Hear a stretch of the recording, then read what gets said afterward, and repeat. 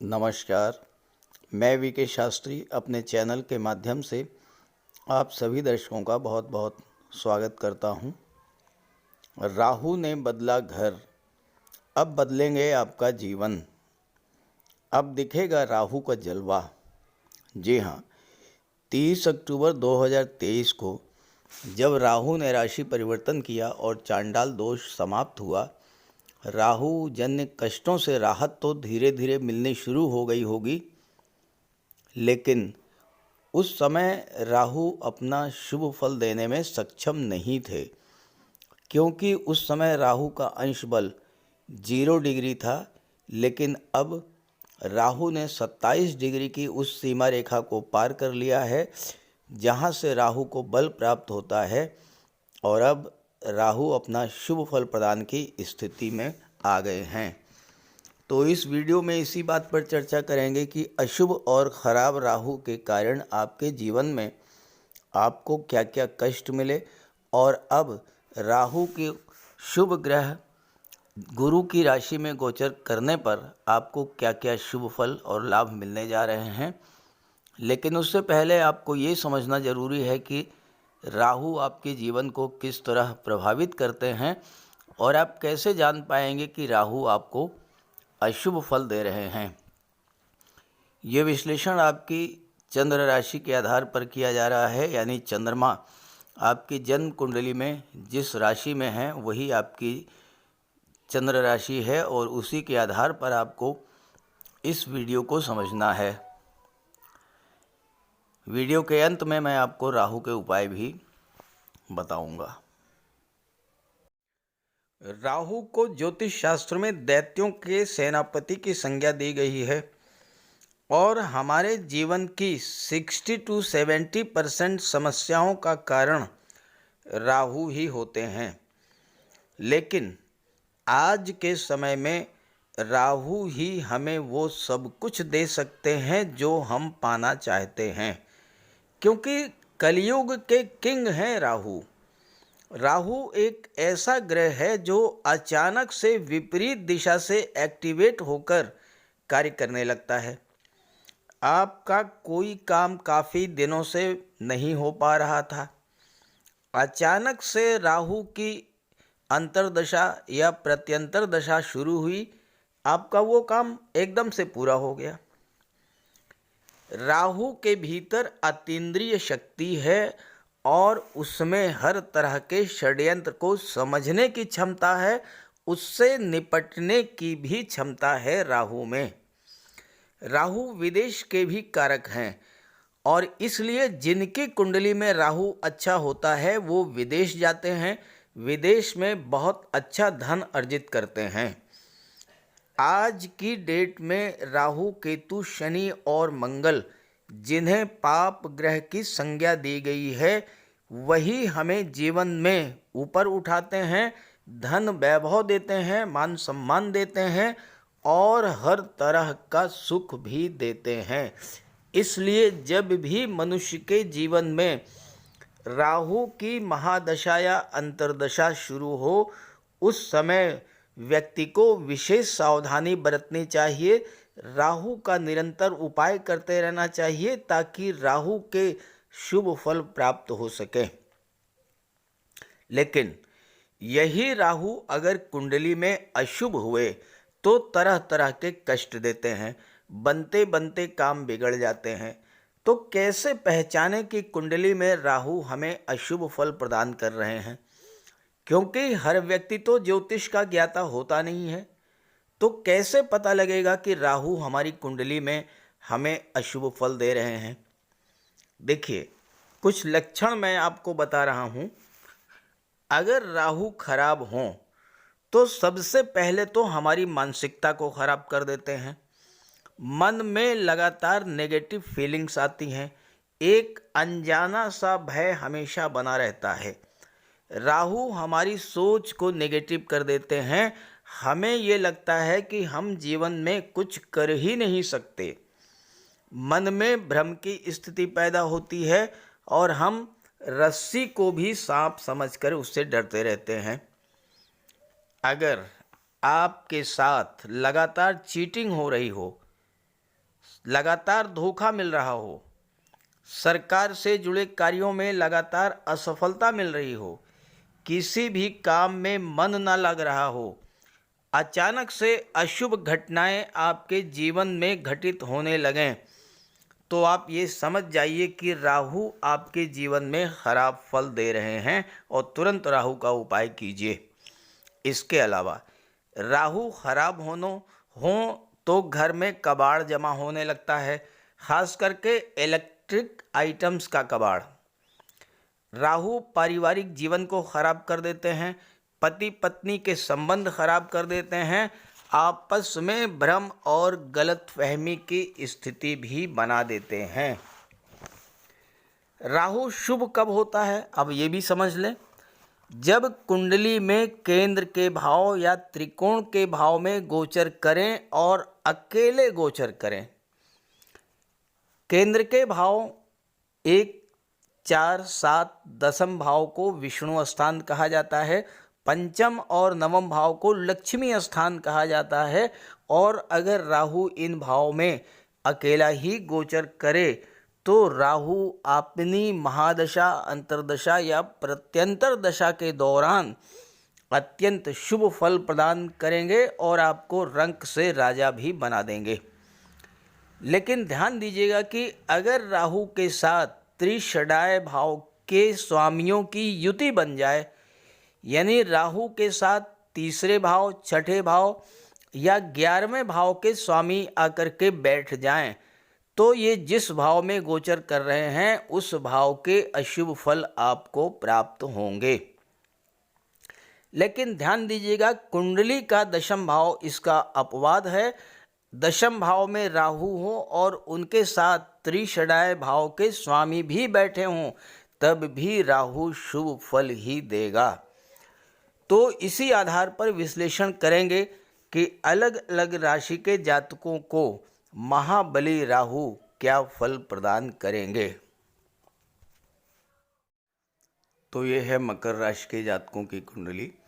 आपके लग्न के स्वामी हैं शनिदेव और शनिदेव का गोचर कुंडली के धन के भाव में है, राहु पराक्रम भाव में और देवगुरु बृहस्पति चतुर्थ भाव में अपने उच्च स्थान पर गोचर कर रहे हैं।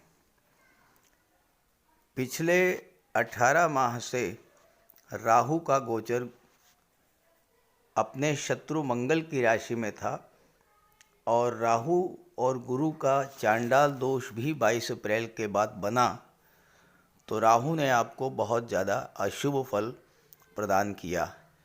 दरअसल खराब राहु कौन सी अशुभ घटना कब घटित करा दे, इसका आपको आभास ही नहीं होता, आप सोच भी नहीं पाते और वो घटना घटित हो जाती है। जो भी घटना चाहे शुभ हो या अशुभ, अचानक और इतनी तीव्रता से घटित होती है कि आप लंबे समय तक उससे उबर नहीं पाते। और यही किया होगा राहु ने आपके साथ पिछले वर्ष, पिछले 18 महीनों से और विशेष करके 22 अप्रैल के बाद से। लेकिन अब स्थितियां बदल गई हैं, राहु गुरु की राशि में हैं और शुभ फल देने के लिए बाध्य हैं और 18 मई 2025 तक आपको शुभ फल ही प्रदान करेंगे।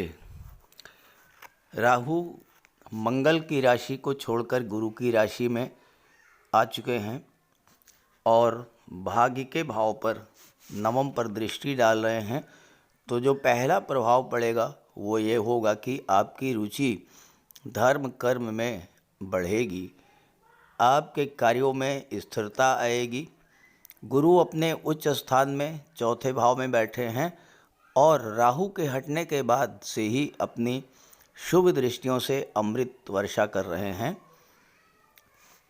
यहाँ पर जब राहु गुरु के साथ थे और गुरु की राहु की दृष्टि दशम भाव पर पड़ रही थी, चांडाल दोष के कारण आपके कैरियर में जो उठापटक चल रही थी, नौकरी जाने की जो स्थिति बन रही थी, व्यापार में जो घाटा हो रहा था, राहु के हटते ही वो स्थिति समाप्त होगी और चूंकि राहु की दृष्टि भाग्य भाव पर पड़ रही है इस समय, तो अब आपका भाग्य भी साथ देगा।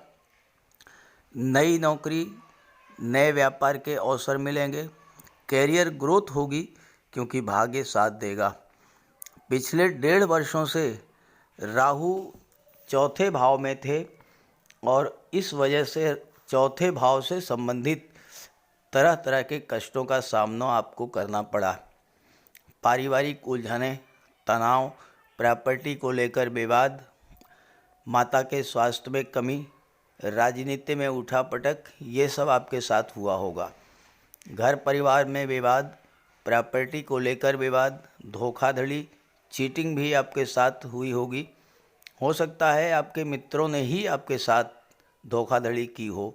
आर्थिक संकट से आप गुजरे होंगे। पैसा आया तो होगा, लेकिन जितना आया उससे ज़्यादा चला गया होगा। अगर ऐसा हुआ है तो कमेंट करके ज़रूर बताइएगा। अब यहाँ से राहु हट चुके हैं और राहु के हटने के बाद ही आपकी समस्याएं, पारिवारिक समस्याओं में धीरे धीरे कमी आनी शुरू हो गई होगी। माता पिता को लेकर जो आपके मन में चिंता चल रही थी वो समाप्त होगी। भूमि, भ्रमण, प्रॉपर्टी के योग बनेंगे। राजनीति, इंडस्ट्री, व्यापार से आपको लाभ मिलेगा। मकर राशि के जातक जो कला से संबंध रखते हैं उनको भी शुभ फल प्राप्त होगा। राहु इस समय तीसरे भाव में गोचर कर रहे हैं।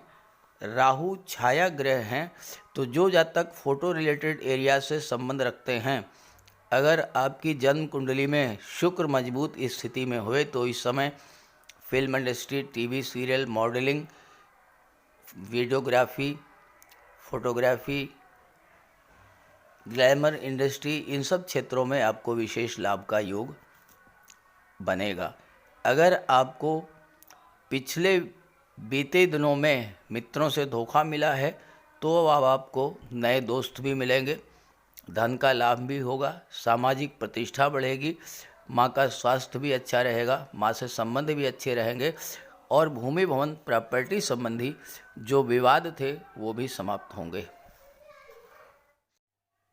पिछले 18 महीनों से चतुर्थ भाव में गोचर कर रहे राहु की पंचम दृष्टि 8वें भाव पर पड़ रही थी, जिससे आपके जीवन में अचानक से कई अशुभ घटनाएं घटित हुई होंगी। स्वास्थ्य खराब हुआ होगा, चोट चपेट, एक्सीडेंट की घटनाएं घटित हुई होंगी। कमर के नीचे के रोगों से आप परेशान हुए होंगे। बनते बनते आपके काम बिगड़ गए होंगे। ससुराल पक्ष से आपके संबंध खराब हुए होंगे। आपका पैसा डूब गया होगा, फंस गया होगा, आर्थिक हानि हुई होगी। लेकिन जैसे ही राहु की पंचम दृष्टि यहाँ से हटी और राहु तीसरे भाव में आए तो भाग्य का साथ मिलना शुरू हो गया और जो समस्याएं, चाहे वो स्वास्थ्य संबंधी हों, चाहे वो धन संबंधी हों, वो समाप्त होना शुरू हो गई होंगी। और आपका जो पैसा कहीं डूब गया था वो पैसा आपको मिलेगा। गुप्त धन की प्राप्ति होगी, यानी पैतृक संपत्ति, लॉटरी से, शेयर से, इंश्योरेंस से लाभ, गवर्नमेंट के पास रुका हुआ पैसा आपको मिलेगा। ऐसी जगह से अचानक से धन प्राप्त होगा जहां से आपने कल्पना भी नहीं की होगी।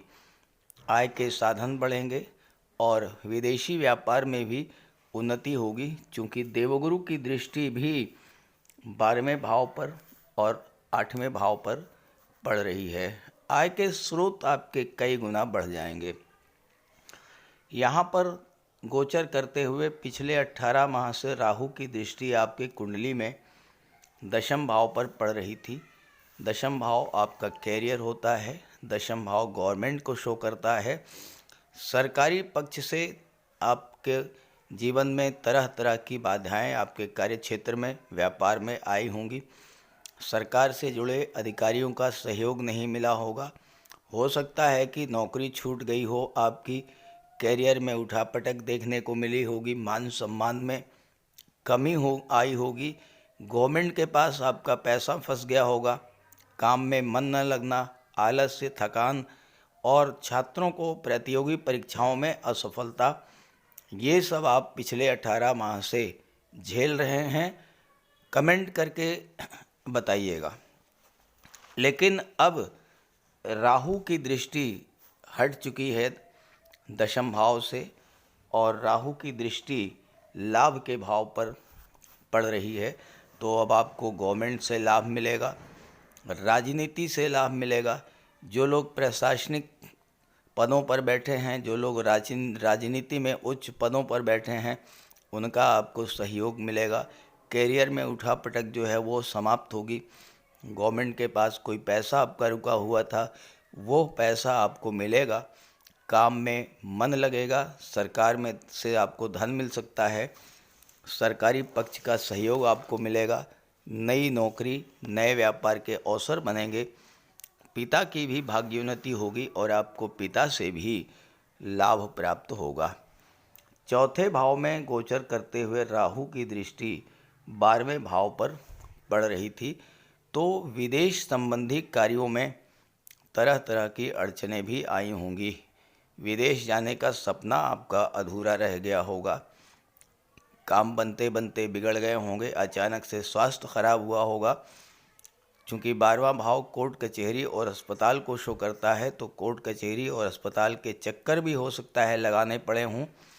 धर्म कर्म में आपकी रुचि हट गई होगी और आपके मन में इतनी अधिक चिंता, इतना अधिक मानसिक तनाव बढ़ा होगा कि आपकी रातों की नींद भी गायब हो गई।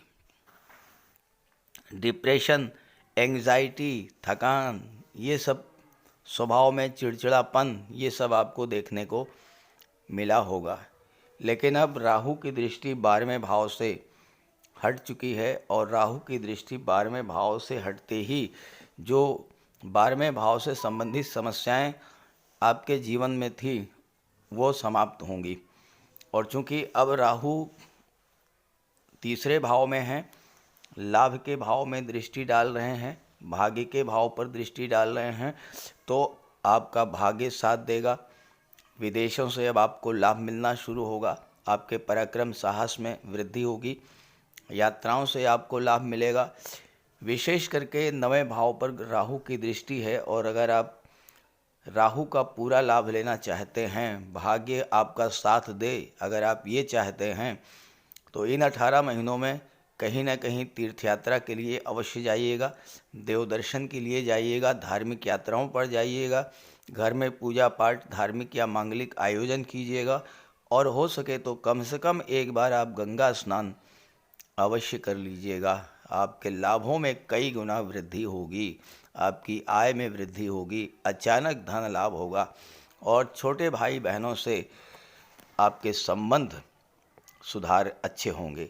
अपने उच्च के स्थान में बैठे राहु की दृष्टि सप्तम भाव पर पड़ेगी और सप्तम भाव व्यापार का होता है। राहु आपके व्यापार व्यवसाय को दिन दूनी रात चौगुनी गति से बढ़ाने का कार्य करेंगे।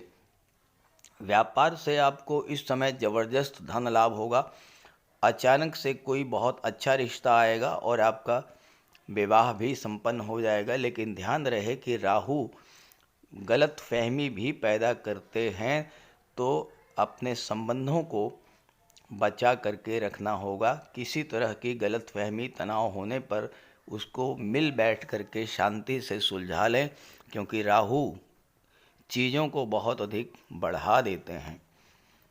आने वाले 18 माह आपके लिए बहुत अच्छे गुजरेंगे। 18 मई 2025 तक धन का लाभ होगा, भाग्य का साथ मिलेगा, छात्रों को सफलता मिलेगी, कैरियर ग्रोथ होगी, भूमि भवन प्रॉपर्टी का लाभ मिलेगा, माता पिता गुरु का सहयोग मिलेगा और विदेश संबंधी कार्यों से भी आपको लाभ मिलेगा।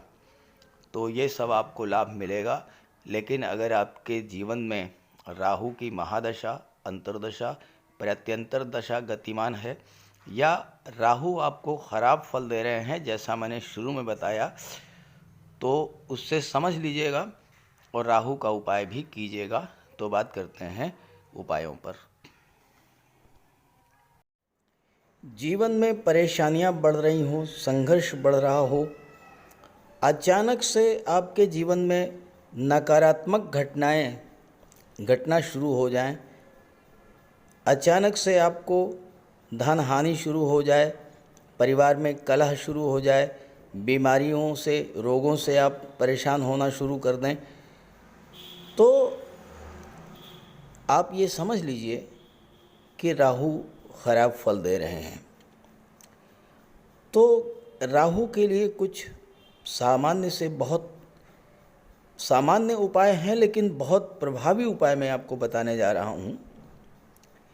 देखिए, देवाधिदेव भगवान भोले शंकर ये शनि पर भी नियंत्रण रखते हैं और राहु पर भी नियंत्रण रखते हैं। और अगर आप भगवान भोले शंकर की आराधना करते हैं तो शनि भी नियंत्रित रहेंगे और राहु भी कंट्रोल में रहेंगे। तो राहु के लिए आप सोमवार और शनिवार के दिन जल में काला तिल मिला करके शिवलिंग पर अर्पित कीजिए, भगवान भोले शंकर की आराधना कीजिए। राहु के नेगेटिव फल मिलना बंद हो जाएंगे। इसके अलावा दुर्गा सप्तशती में कहा गया है,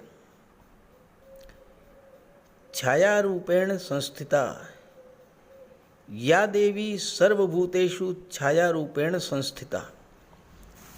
तो माता दुर्गा जो हैं वो छाया का रूप हैं और राहु भी छाया हैं, शनि की छाया। तो माता दुर्गा की आराधना करने से, दुर्गा चालीसा का पाठ करने से भी राहु शांत होते हैं। और इसके बाद स्नान करने के बाद प्रतिदिन 108 बार राहु का बीज मंत्र ओम रांग राहवे नमः, ओम रांग राहवे नमः 108 बार जप करने से राहु के अशुभ प्रभाव में कमी आती है। स्नान करने के जल में कुश डालकर स्नान करने से भी राहु नियंत्रित होते हैं। और शनिवार के दिन सुबह पीपल के वृक्ष में जल चढ़ाने से और शाम को घी का दीपक जलाने से भी राहु नियंत्रित होते हैं। और इसके अलावा पक्षियों को बाजरा डालने से भी राहु पर नियंत्रण पाया जा सकता है। और इसके अलावा अगर आपको राहु विशेष कष्ट दे रहे हों तो शनिवार के दिन एक नारियल, 11 बादाम एक काले वस्त्र में लपेट करके अपने सिर के चारों तरफ 7 बार उतार करके जल में प्रवाहित कीजिए। राहु को देवगुरु बृहस्पति कंट्रोल करते हैं।